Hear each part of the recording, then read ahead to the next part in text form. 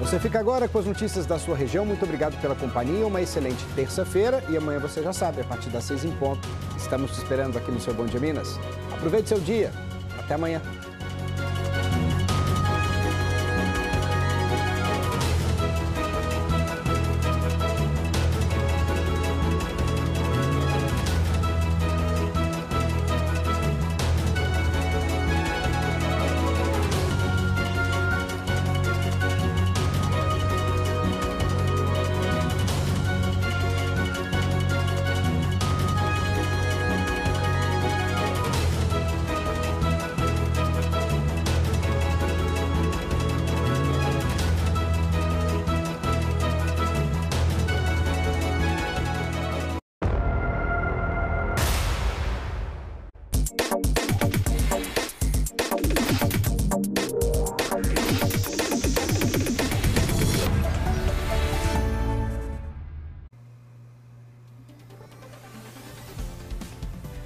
Bom dia da Inter no ar, ótima terça-feira para você e essas são imagens ao vivo de Montes Claros.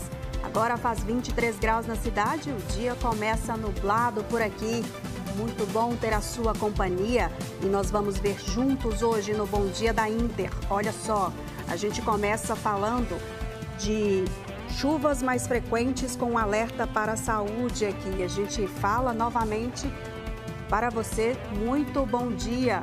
Os cuidados com a saúde devem ser redobrados neste momento, principalmente por causa dos alagamentos que passam por áreas contaminadas. E nós vamos falar também, um homem foi preso em Curral de Dentro depois de entregar o volante do carro para a filha de apenas 12 anos. E ainda, CONTRAN aprovou as novas regras para a habilitação e entre as mudanças está a proposta para o fim da obrigatoriedade da autoescola. Pegue o seu café e vem com a gente, vem ficar bem informado. O Bom Dia da Inter já está no ar.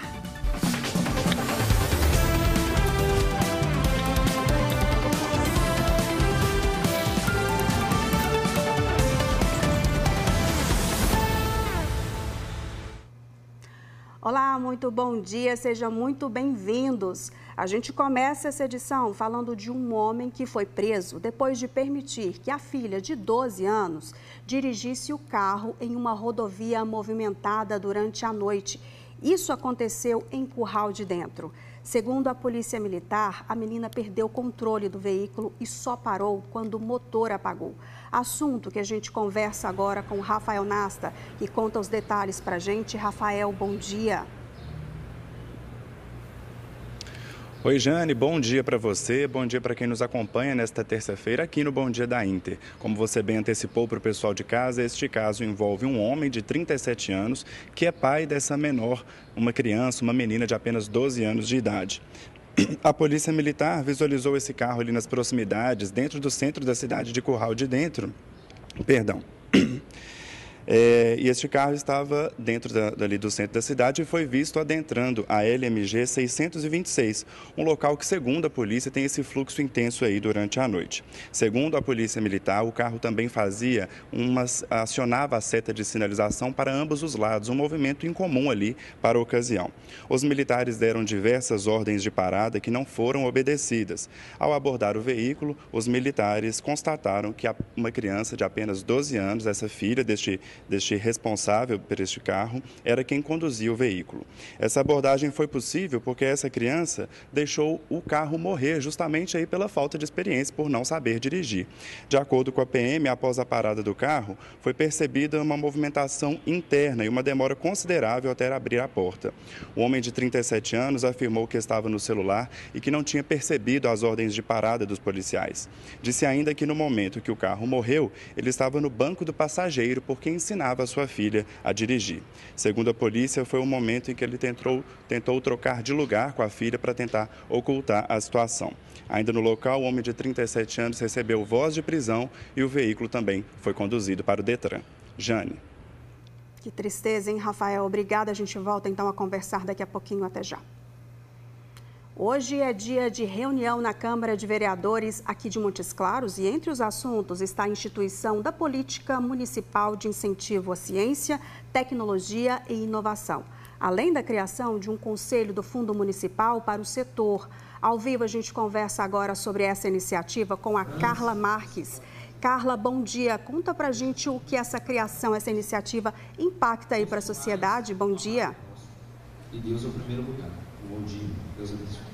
Ei, Jane, bom dia para você, um excelente dia a todos. A reunião começou há alguns minutos, os vereadores estão no momento do pronunciamento e daqui a pouquinho alguns projetos vão ser votados aqui na Câmara. Dentre eles, esse que você citou, de incentivo à ciência, à tecnologia e à inovação. E sobre este projeto, nós vamos conversar agora com o Helder Lopes Oliveira, ele que é diretor-presidente do Norte Valley e vai trazer todas as informações aqui para a gente, Helder. Explica para a gente por que esse projeto foi proposto e qual que é o objetivo dele. Bom dia. Bom dia, Jane, e a todos os telespectadores que nesse momento nos assistem em casa. Gostaria de agradecer pela oportunidade de poder falar sobre um projeto tão importante. O ecossistema está fazendo um pouco mais de 10 anos de existência e desde 2017 temos trabalhado, empenhado nessa lei de inovação, ciência e tecnologia, que tem como objetivo, como proposta inicial, trazer fomento a iniciativas de ciência, tecnologia e inovação. Então é uma lei consistente, um projeto de lei perene, uma política pública que está vindo hoje como um ato normativo, para que a partir de agora, independente de partido, de vontade política, a gente tenha uma lei que vá ancorar iniciativas de fomento à ciência, tecnologia e inovação. Explica para a gente na prática de que forma que essa lei, se for aprovada, esse projeto de lei, impacta para a população aqui de Montes Claros e do norte de Minas. Perfeitamente. Até então, nós temos feito muitas iniciativas de fomento, mas ainda muito pulverizadas, iniciativas pontuais em cada ação focada nos atores de fomento, e a partir da lei a gente passa a ter consistência e uma convergência nessas ações. Então a proposta é criar um conselho e um fundo que vai ser gerido por esse conselho, e aí a partir do suporte do ecossistema, juntamente com o Fundetec, com o Sebrae, nós poderemos fazer ações, por exemplo, de educação empreendedora nas escolas, com fluência digital, robótica educacional. Outra frente, atuar diretamente com a comunidade de empreendedorismo e inovação focada em negócios de base tecnológica. Então a ideia é dar subsídio para as startups, as empresas nascentes que têm modelos de negócio inovadores, tenham condição de se desenvolverem em todas as suas fases, desde a fase de validação de ideias, de atração de capital de fomento, capital semente, assim como outras iniciativas de congressos, seminários, simpósios. Então essa lei ela visa tudo que está dentro desse guarda-chuva aí da ciência, tecnologia e inovação. Muito obrigada pelas suas informações, pela participação aqui no nosso Bom Dia da Inter. Nós agradecemos. Ô, Jane, então, daqui a pouquinho esse projeto vai ser votado aqui pelos vereadores da Câmara Legislativa e nós falamos sobre isso em nossos telejornais. Eu volto com você no estúdio. Tá certo, então. Daqui a pouquinho a gente volta a conversar. Carla, obrigada a vocês. O dia começou nublado em Montes Claros, então vamos dar mais uma espiadinha do lado de fora para ver como é que está o tempo da maior cidade do norte de Minas. Olha só, imagens ao vivo, a temperatura neste momento na cidade está em 24 graus e a umidade relativa do ar pode ficar em 77%, tempinho bom por aqui. E já que nós estamos falando em tempinho bom, vamos conferir o tempo então em outras cidades da nossa área de cobertura. E nós começamos aqui falando com Salinas, onde hoje o tempo na cidade começou com 20 graus. Temperatura máxima pode chegar a 31 graus. A gente segue falando com Felixlândia. O dia por lá começou só com 21 graus, mas à tarde pode chegar a 32. Seguimos com Itamarandiba. Itamarandiba, 19 graus, foi a mínima registrada hoje na cidade. E o tempinho, a máxima à tarde, bem mais amena. Pode ficar aí na casa dos 28 graus. E já que nós estamos falando em tempo, a gente segue agora falando sobre o período chuvoso. Infelizmente, nesse momento, nesta época, nós deparamos aí com os alagamentos em vários pontos das cidades. Além dos prejuízos materiais, é preciso ter cuidado também com a nossa saúde. é que essa água invade ruas, casas, passa por esgotos e outros locais contaminados. O contato com ela pode trazer sérios danos à nossa saúde. Quem chega para nos atualizar sobre essa situação é a Paula Alves, que chega com os detalhes para a gente. Paula, bom dia. Bom dia, Jane. Já está aqui ao meu lado a infectologista Cláudia Biscotto para nos ajudar com essas informações, com essas dicas importantes. Doutora, muito bom dia. Esse contato com a água contaminada da chuva pode gerar prejuízos para a saúde. Quais são eles? Bom dia, Paula. Bom dia a todos. O contato com a água da chuva, principalmente essa água de enxurrada ou água de rio que transborda, ele pode gerar várias doenças, várias infecções. A principal e mais grave delas é a leptospirose, que é uma doença bacteriana transmitida através da urina do rato. Essa bactéria ela vive ali na urina, no rim do rato, e a pessoa que teve contato, ela corre esse risco. Essa doença é uma doença grave, que tem um potencial, inclusive, de fatalidade, de matar. Mas, tirando a leptospirose, que é uma doença mais rara, a gente tem outras doenças que são mais frequentes, que é a questão da hepatite A, da cólera, de doenças intestinais, diarreias, infecções de pele, que podem ser transmitidas pelo contato com a água da chuva. Teve contato, o que fazer imediatamente?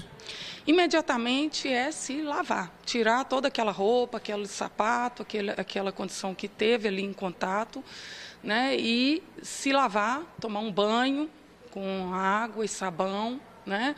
Nas partes assim, nas mãos, nos pés, onde for ali, passar um álcool para poder ter essa garantia melhor da limpeza, né? E se monitorar. Não existe nenhum medicamento, nenhum remédio para se tomar depois que se tem contato com essa água.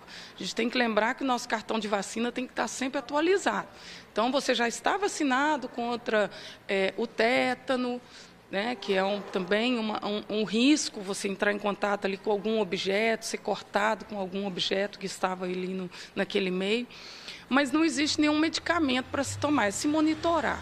Apareceu algum sintoma, procura o PSF ou o médico mais próximo de sua confiança. Na hora de fazer a limpeza da casa, é necessário usar luvas, botas, esses equipamentos para garantir uma proteção extra? Com certeza. O ideal é você não ter contato nenhum de sua pele com a água contaminada. Então, aquelas botas, né, principalmente aquelas botas que são mais resistentes à chuva e que são impermeáveis, que não entram água, né, luvas e todo aquele material que teve contato ali com a água de chuva, o ideal seria que ele fosse todo desprezado. A gente sabe que isso é bem complicado e que, se for algum material que dê para fazer uma limpeza, que a gente possa garantir, mas, por exemplo, um travesseiro, um lençol, uma roupa, um sofá, um colchão, a gente não consegue garantir essa limpeza. E alimentos também, todos os alimentos que entram em contato, mesmo que tivessem ali protegidos pela embalagem, eles devem ser desprezados. Excelentes informações, muito obrigada, viu? Jane, eu volto com você, um alerta aí para todo mundo. Um alerta importantíssimo, obrigada a vocês pelas informações, viu? E agora a gente faz uma pausa aqui no Bom Dia da Inter e depois do intervalo, o CONTRAN aprovou novas regras para a primeira habilitação. Entre as mudanças propostas está o fim da obrigatoriedade da autoescola. A gente fala sobre isso já já. 8h14, não saia daí.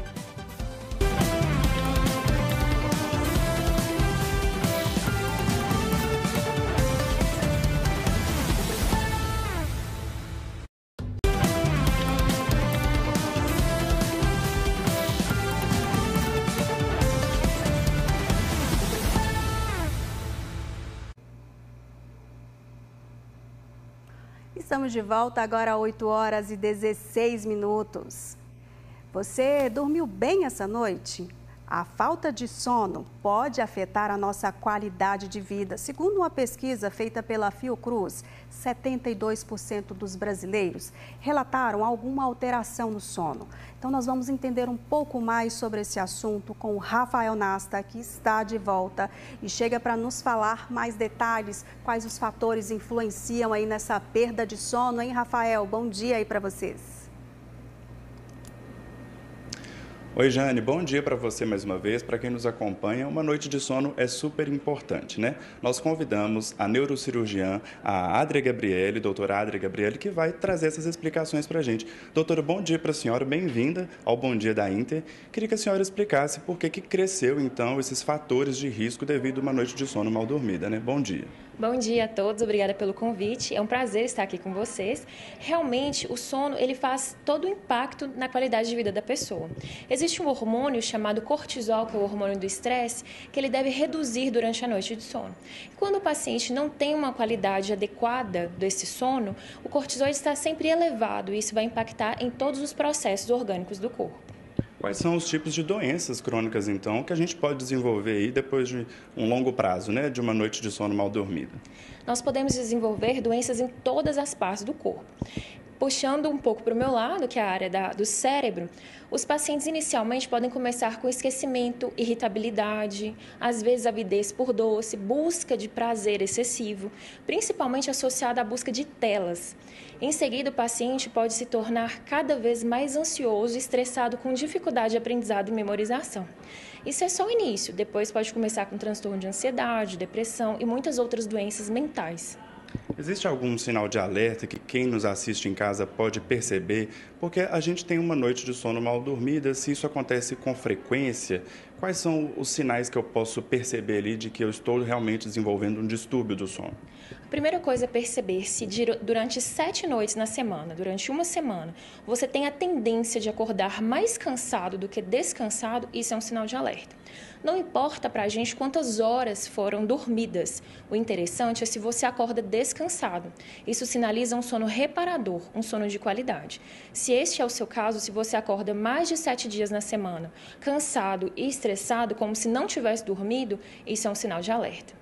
Doutora Adria, existe algum mecanismo que a gente pode fazer para, de fato, ter uma noite de sono tranquila? Muito se fala da higiene do sono, né? Exatamente. Então, existe a higiene do sono. 1 hora antes do sono é sagrado, você precisa se preparar para dormir. O que seria isso? Abandonar telas, televisão. O cérebro ele precisa de silêncio escuro para entender que é noite e, portanto, liberar melatonina que vai induzir o sono. Se esse cérebro está exposto à luz e barulho, como de telas, por exemplo, ele vai entender que é dia, então vai liberar cortisol e o paciente não vai dormir adequadamente. Isso é a primeira coisa. E um outro mecanismo natural que pode ser feito é a atividade física, que ajuda na melhora da qualidade do sono. Para que possamos encerrar o nosso bate-papo, em que momento eu devo procurar um médico, um especialista, para poder tratar esse distúrbio? Quando você percebeu que está muito irritado, sem conseguir memorizar as coisas e acordando mais dias na semana, cansado, é momento de procurar auxílio. Doutora Adria, quero agradecer a sua participação aqui conosco, os seus esclarecimentos. Jane, que acorda cedinho todo dia para chegar, junto com toda a nossa equipe, e apresentar o Bom Dia da Inter, também gosta de ter uma noite de sono para estar bonita, tranquila, com a cabeça descansada no ao vivo, não é isso, Jane? Agradecer mais uma vez, então, as recomendações da senhora e anotar todas essas dicas para que todo mundo tenha uma noite de sono tranquila. A gente volta com você, Jane.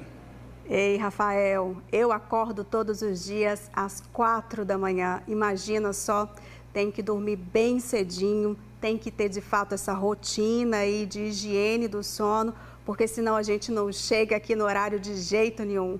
Obrigada a vocês pelas informações, viu? Ótimo dia! E agora a gente fala de solidariedade. Um bazar beneficente em prol da matriz de Santo Antônio está aberto e segue em atendimento até o próximo sábado. É oportunidade para ajudar a paróquia e, ao mesmo tempo, garantir peças a preços muito mais em conta. Vamos então conversar agora com a Catarina Gonzaga, que chega para contar para a gente quais produtos estão disponíveis à venda por aí. Catarina, bom dia para vocês. Ei, Jane, excelente dia para você, para todo mundo que nos assiste. Tem muitos produtos aqui à venda, né? O pessoal pode vir para adquirir. E para saber como vai funcionar o bazar, eu vou conversar agora com a Patrícia, que é uma das coordenadoras. Bem-vinda, então, em TV, Patrícia. E para a gente começar, né? Eu queria que você falasse justamente qual que é a finalidade desse bazar, né? A quem que o bazar vai ajudar. Bom dia. A finalidade deste bazar, ela é religiosa e social. A religiosa, nós estamos querendo este ano construir na matriz de Santo Antônio a capela batismal e a social aumentar as obras sociais. Patrícia, estou vendo que tem aqui bastante peças já, né? Mas aquelas pessoas que querem contribuir trazendo também os produtos, ainda dá tempo de fazer isso? Claro, todo produto, toda roupa, o que tiver, é muito bem-vindo ao nosso bazar. O que tem aqui hoje, né? O que as pessoas já podem adquirir também? Qual que é a média de preço? Os produtos são muito variados. Tem roupas femininas, masculinas, infantis, tem brinquedos, tem roupa de cama, tem carrinho de bebê, tem a cadeirinha bebê conforto, bijuterias. É bem variado os produtos do bazar. E qual é a média de preços aqui do bazar? Varia de R$1, que todos têm condições de consumir, né? É de R$1 a R$100 os produtos do bazar, o valor dos produtos do bazar. E quem está ajudando? Voluntárias, né? É uma equipe bem unida, todas voluntárias e que todas ajudam umas às outras, e a população curvelana também, sempre doando, sempre ajudando, sempre incentivando esse trabalho. E você falou que vai ser repetido tanto da igreja, ações sociais. Eu queria que você reforçasse o local, né, o endereço e também o horário de funcionamento do bazar. O local é na Avenida Dom Pedro II, número 60, Centro, e o horário é de 9 às 18h30. E queria agradecer desde já o Rodrigo, o Sr. José Henrique, que são amigos que estão sempre, com toda presteza, nos emprestando o imóvel. Tá certo, obrigada pelas informações e o convite está feito então. Você que é de Curvelo, da região, bem aqui no centro da cidade e até o sábado, dia 6. É com você no estúdio, Jane. Muito obrigada a vocês pela participação, um ótimo dia por aí. E o Conselho Nacional de Trânsito aprovou ontem uma resolução que acaba com a exigência de aulas em autoescolas e estabelece novas regras para a obtenção da Carteira Nacional de Habilitação. Entre as mudanças estão a diminuição da carga horária mínima para as aulas práticas e teóricas e também o fim do prazo de validade do processo para obtenção da primeira CNH. A notícia chamou a atenção dos instrutores desta autoescola, que lidam com isso todos os dias. Quando chega para a gente uma notícia como essa, ela nos traz uma preocupação muito grande, porque hoje, tendo a exigência que se tem do processo de habilitação, a gente já tem um impacto muito grande, uma estatística de acidente muito grande, e quando isso deixa de ser uma obrigatoriedade, deixa de ser acompanhado esse candidato, qual pleiteia ser condutor, e não somente ter a habilitação, isso eu vejo como gerar, né, um relaxo e uma condição de responsabilidade muito grande. A nova regra não estabelece carga horária mínima para essas aulas teóricas, que podem ser realizadas online, gratuitamente e diretamente pelo site do Ministério dos Transportes. Já as aulas práticas passarão de 20 horas obrigatórias para 2 horas mínimas. E tem outra mudança importante, a figura do instrutor autônomo. Agora, o candidato poderá escolher entre a autoescola tradicional ou contratar um instrutor individual. O aluno também poderá usar o próprio carro para treinar e até fazer o exame prático. A irresponsabilidade no trânsito, ela não dá-se mediante somente a processo de formação de condutores, mas sim na condição em que isso é uma coisa que é do candidato, isso forma lá na educação, nos princípios da educação infantil e tudo. Então, o processo, para que a gente não tivesse uma estatística de acidente como temos e como vamos ter, a gente deveria ter uma qualificação, uma conscientização. O governo afirma que a intenção é reduzir burocracia e custos. Hoje, 20 milhões de pessoas dirigem sem CNH. Mesmo com tantas mudanças, algumas regras continuam as mesmas. Todos os candidatos ainda precisam passar pela prova teórica e pelo exame prático. Diane não abre mão da autoescola. Para algumas pessoas pode ser algo bom, mas na maioria das vezes a gente precisa sim realmente ter uma estrutura. Eu acredito que você vindo na autoescola, você fazendo as aulas tudo certinho, até porque eles têm os próprios veículos, já tem as pessoas que ensinam, eu acho isso algo assim já mais prático do que você ter que procurar um carro para poder estruturar ele, contratar uma pessoa para poder te dar as aulas particular, e tudo isso gera um gasto, né? A norma passará a valer após ser publicada no Diário Oficial da União, o que deve acontecer nos próximos dias. Enquanto isso, alunos, instrutores e autoescolas tentam se adaptar às novas regras. Tendo a autoescola como suporte, isso hoje já impacta. Imagina sem nós, profissionais, para que possa dar esse suporte, o qual é necessário para ser condutor. E essa edição do Bom Dia da Inter fica por aqui. Outras notícias você acompanha logo mais no Inter 1:15 para o meio-dia. E a gente se encontra então daqui a pouquinho. Até já!